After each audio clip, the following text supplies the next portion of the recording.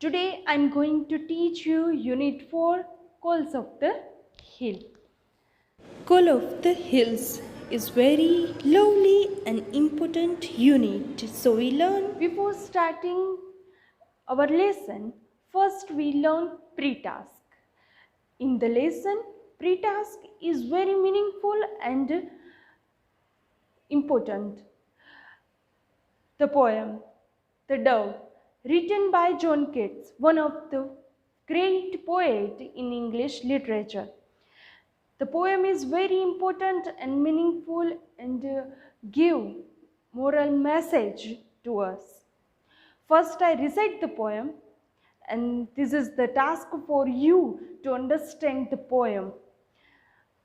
First, I had a dove, and the sweet dove died, and I have thought it died of grieving.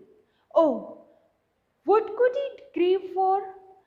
Its feet were tied with a silken thread of my own hands weaving.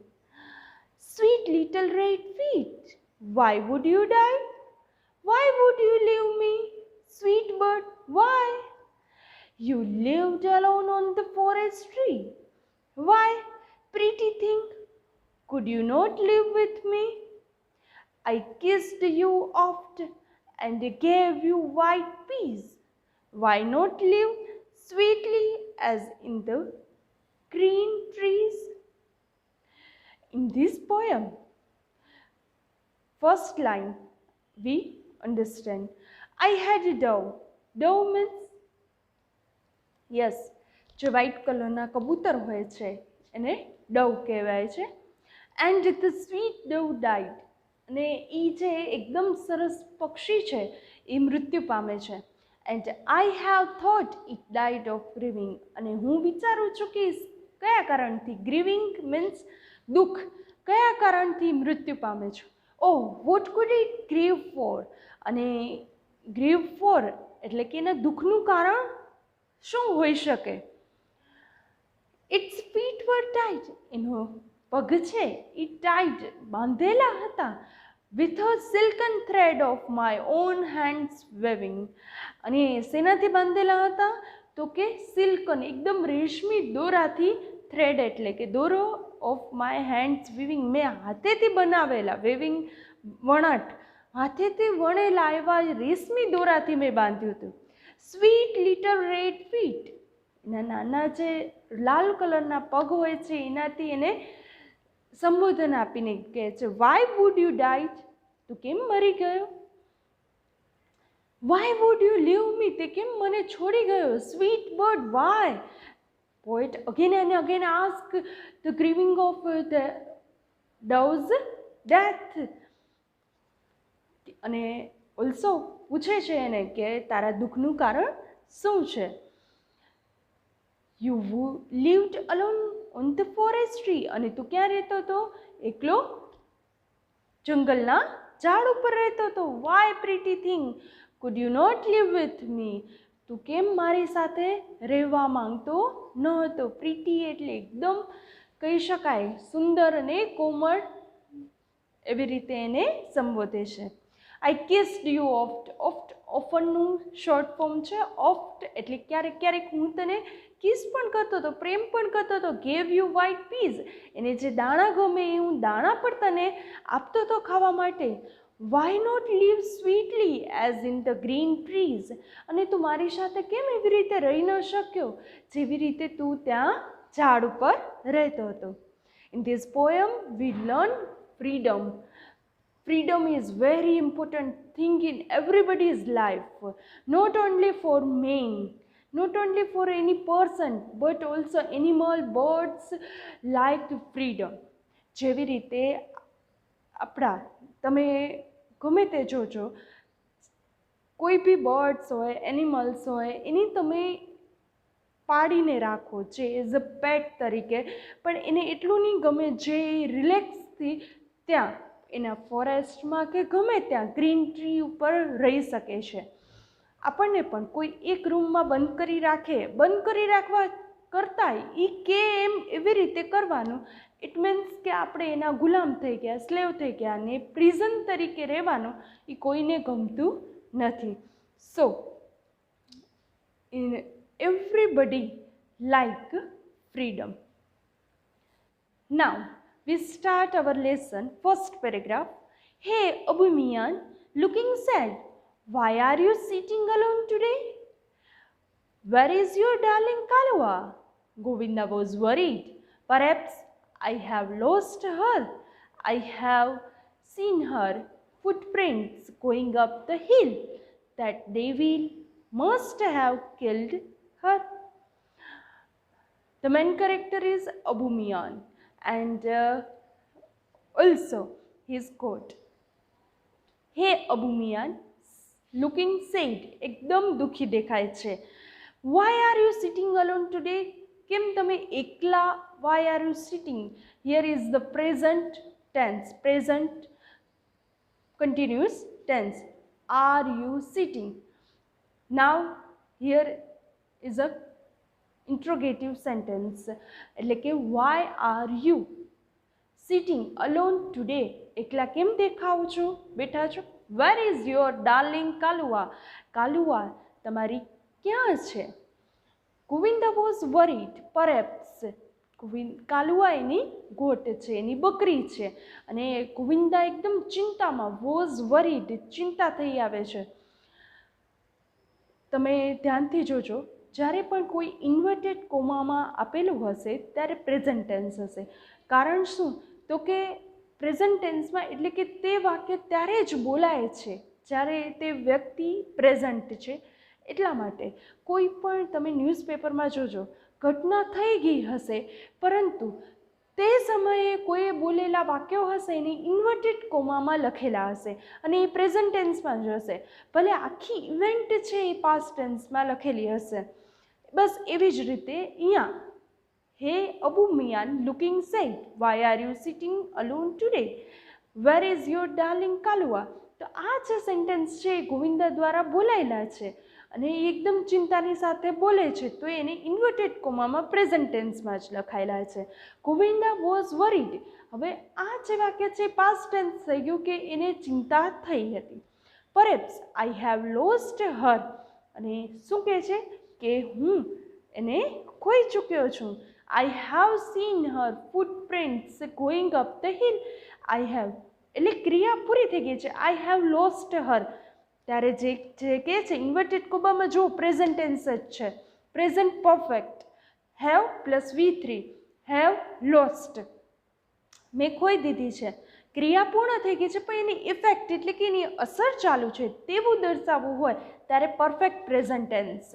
I have seen her footprints, મેં એના પગના જે છાપ હોય તે જોઈ છે. ક્યાં? તો કે going of the hill, hill ઉપર, જે ડુંગર ઉપર છે તે જતા જોઈ છે.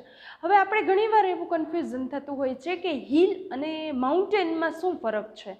હિલ માઉન્ટેન કરતાં થોડાક નાના હોય છે, અને હિલ ઘાસના જે એના પર ઘાસ છવાયેલું હોય છે, જ્યારે માઉન્ટેન ઉપર મોટા ભાગે સ્નો છવાયેલું હોય છે. That devil must have killed her, અને ત્યાં ગયા હોય, જંગલ જેવું હોય પહાડ ઉપર, અને ત્યાં ડેવિલ એટલે કોઈ જંગલી પ્રાણી have killed her, ચોક્કસ એને ખાઈ ગયું હશે.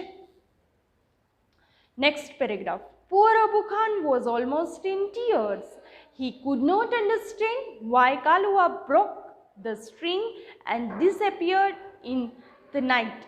He used to give her green juicy grass and tasty grains, but even then his only family member had left his house. Poor Abu Khan was almost in tears. હવે એની કાલુઆ છે એ હાલી ગઈ છે, અને એનું વધારે દુઃખ થાય છે કે તે ત્યાં હિલ ઉપર ગઈ હશે અને કોઈ ડેવિલે એને મારી નાખી હશે, એટલે એકદમ આંસુ સાથે દુઃખી છે. He could not understand. He could not. Could, here is the past tense, but could is the modal auxiliary verb. So we use verb in a present form. Understand. He could not understand why Kalua broke the string. String એટલે કે દોરી. એને જેનાથી બાંધેલું હતું તે તોડીને શું કામ હાલી ગઈ? બ્રેકનું past tense. And disappeared in the night. અને નાઇટ એટલે કે રાતના હાલી ગઈ હશે એવું લાગે છે અને અદૃશ્ય ડિસએપિયર્ડ દેખાતી નથી. He used to give her green juicy grass. Used to એટલે કે પાસ્ટમાં જે ક્રિયા દૈનિક રેગ્યુલરલી થતી હોય એના માટે યુઝ ટુનો ઉપયોગ થતો. હી યુઝ ટુ ગીવ હર અને તે એને ડેઈલી ગ્રીન જ્યુસી ગ્રાસ, એને કેવું ઘાસ આપતા હતા? ગ્રીન અને એકદમ રસવાળું હોય, ટેસ્ટી હોય એવું, અને ટેસ્ટી ગ્રેન્સ એટલે અનાજ ખાવા માટે પણ આપતા હતા. બટ ઇવન ધેન, આના છતાં પણ, his only family member head left his house. Is only જે એક એના ફેમિલીમાં હતું. કોણ હતું? કાલુઆ હતી, અબુ ખાનના ફેમિલીમાં. તે ત્યાંથી ઘરમાંથી ચાલી ગઈ છે. Next paragraph. After some days Abu Mian brought another goat. This new one was pretty white as snow, had 2 little horns and a pair of lovely bright red eyes. I will call you Chandni. Caressing her soft fur, he said. After some days, કેટલાક દિવસ પછી, Abu Mian brought another goat, બીજી નવી બકરી લઈ આવે છે. This new one was pretty. Here is the description about new goat. This one was એટલે કે તે કેવી લાગતી હતી? પ્રીટી. white as snow એટલે કે રૂપાળી પણ. વ્હાઇટ એનો રંગ કેવો હતો? સ્નો જેવો. had 2 little horns, બે નાના શિંગડા હતા. horns એટલે શિંગડા. a pair of lovely bright red eyes, અને કેવી આંખો હતી? એકદમ લવલી લાલ કલરની બે આંખો હતી. આઈ will call you Chandni. White હતી એકદમ સ્નો જેવી, એટલા માટે અબુ મિયાન શું કહે છે કે હું તને ચાંદની કહીશ. કેરેસિંગ એટલે કે એકદમ વહાલથી એના પર હાથ ફેરવતા ફેરવતા, હર સોફ્ટ ફર, એના જે નાના નાના સોફ્ટ ફર છે એના પર હાથ ફેરવતા એને કહે છે કે હું I will call you Chandni. Here is the future tense. Will, call. Will પણ એક એવો વર્બ છે, ફ્યુચરમાં જ્યારે વિલ અને સેલ યુઝ કરીએ છીએ ત્યારે એના સાથે પ્રેઝન્ટ વર્બ આવે છે. He said. Next. One fine morning, his neighbor Govinda appeared. One fine morning, his neighbor Govinda appeared. દેખાય છે, આવે છે. He saw Abu Miyan talking to his only family member. અને અબુ મિયાન કેની સાથે વાતો કરે છે? ને એક ફેમિલી મેમ્બર છે. કોણ છે? નાવ ચાંદની. ચાંદની એનું ફેમિલી મેમ્બર છે, એના સાથે વાત કરે છે. Hey Abu Chacha, you look happy and healthy. તમે કેવા દેખાવ છો? હેપી અને હેલ્ધી દેખાવ છો. How is life now? હવે તમારું જીવન કેવું છે?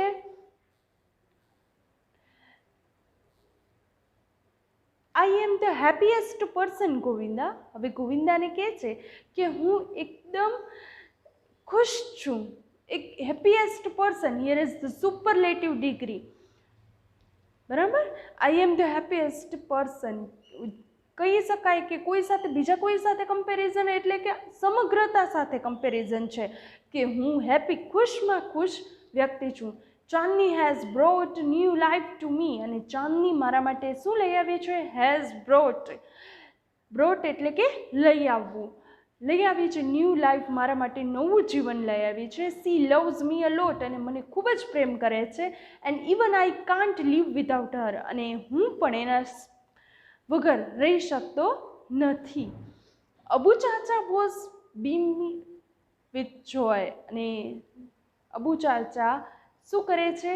એકદમ ખુશ થઈ જાય છે, ખુશ હોય છે. Next. But what var you telling Har? I saw you telling with your darling. Oh, yes, I was telling her the story of Kalua's seed and at the bloodthirsty teeth of that devil on the hill. Abu Miyan replied. But my dear Chandni will never leave me. She is so understanding and happy with me, he added. શું કહે છે? But what var you telling Har? I show you telling with your darling. એટલે ગોવિંદા કહે છે કે તમે એને શું કહી રહ્યા હતા? કાંઈક કહેતા હતા એવું મેં તમને કહેતા જોયું છે. ઓહ યસ, અબુ ચાચા કહે છે કે હા, I was telling her the story of Kalua's sad end. હું એને કાલુઆનો કેવી રીતે સેડ એન્ડ થયો હતો એના વિશેની વાત કરું છું. એન્ડ એટ શેનાથી? The blood thirsty teeth of that devil on the hill. The blood thirsty teeth is the adjective of devil. Devil એટલે દુષ્ટ, અહીંયા કહીશું રાક્ષસ જેવું દુષ્ટ. તો કે કોઈ જંગલી પ્રાણી હોય અને અહીંયા ડેવિલ કહીને બોલાવે છે, અને તેના જે બ્લડ થર્સ્ટી હંમેશા કોઈનો શિકાર કરવા માટે જે ભૂખ તરસ્યા હોય, લોહીના તરસ્યા કહી શકીએ એવા દાંતો વડે એનો એન્ડ થયો હતો. અબુ ચાચા રિપ્લાઇડ, એમ કહે છે. But my dear Chandni will never leave me. મને ક્યારે પણ મારી જે આ ચાંદની છે, ડિયર ચાંદની છે, ક્યારે મને મૂકીને જશે નહીં. Chandni will never leave me. She is so understanding and happy with me. અને એ કેવી છે? સો અન્ડરસ્ટેન્ડિંગ, ખૂબ જ મને સમજે એવી છે, અને સાથે હેપી વિથ મી, અને મારા સાથે ખુશ છે. હી એડેડ, અને એવું ઉમેરીને કહે છે. Now we learn some question answer about these lessons. Why was Govinda worried? Govinda કેમ ચિંતામાં હતો? Govinda was worried because Abu Mian was sitting alone and looking sad. જે આપણે ફર્સ્ટ પેરેગ્રાફમાં જોયું કે અબુ મિયાન કેવા હતા? સિટિંગ અલોન, એકલા બેઠા હતા અને એકદમ દુઃખી દેખાતા હતા. Second question, I have lost her. Why did Abu Mian સે ધીસ? આવું કેમ કહે છે કે I have lost her? Abu Mian said this because he show. હવે અહીંયા સેનું સેડ થઈ ગયું કેમ કે પાસ્ટ ટેન્સમાં ક્વેશ્ચન છે, એટલે Abu Mian said this because he saw Kalua's footprints going up the hill.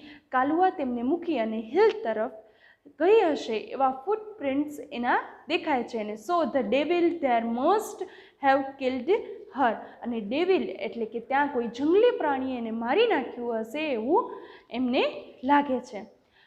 Question number 3, Y was Abu Mian in tears? કેમ દુઃખી હતા? ટીયર્સ એટલે આંસુમાં, દુઃખમાં કેવી રીતે હતા? કારણ શું હતું? Abu Mian was in tears because Kalua had broken the string. એની દોરી તોડી નાખી હતી અને ડિસએપિયર ઇન ધ નાઇટ, અને રાતના તે ચાલી ગઈ હોય, દેખાતી, રાતથી દેખાતી ન હતી. Number 4, what did Abu Khan give Kalua to eat? અને કાલુઆને અબુ મિયાન કે અબુ ખાન શું ખાવાનું આપતા હતા? Abu Khan gave Kalua green juicy grass and tasty grains to eat. કેવું? તો કે ગ્રીન જ્યુસી ગ્રાસ આપતા હતા અને tasty grains. The next question, describe the new goat. Abu Khan જે નવી બકરી લઈ આવ્યા તેના વિશેની માહિતી આપવાની છે, ડિસ્ક્રિપ્શન આપવાનું છે. The new goat was very pretty, white as snow, had 2 little horns and a pair of lovely bright red eyes. શું હતું? તો કે એકદમ સુંદર દેખાતી હતી, બરફ એકદમ સ્નો જેવી વ્હાઇટ. had 2 little horns, નાના બે શિંગડા હતા, અને pair of lovely bright red eyes, અને એકદમ સુંદર લાલ બે આંખો હતી. Next question, what did Abu Khan call the goat? અને અબુ ખાન ઈ ગોટને કયા નામથી બોલાવતા હતા? Abu Khan called the goat Chandni. Next, who was Govinda? Govinda કોણ હતા? Govinda was Abu Mian's neighbour. એના કોણ હતા? પડોશી હતા. Next, what was Abu Mian doing? Abu Mian શું કરતા હતા? Abu Mian was talking to Chandni, his only family member. ચાંદનીને જે એની એકલી ફેમિલી મેમ્બર છે એના સાથે વાત કરી રહ્યા હતા. Next, how did Abu chacha look to Govinda? Abu chacha કેવા દેખાતા હતા? Abu chacha looked happy and healthy to Govinda. ગોવિંદાને અબુ ચાચા હેપી અને ખુશ અને તંદુરસ્ત દેખાતા હતા. Last question, why was Abu chacha happy? Abu chacha ખુશ કેમ દેખાતા હતા? તો કે અબુ ચાચા was happy because Chandni loved him a lot and even he could not live without her.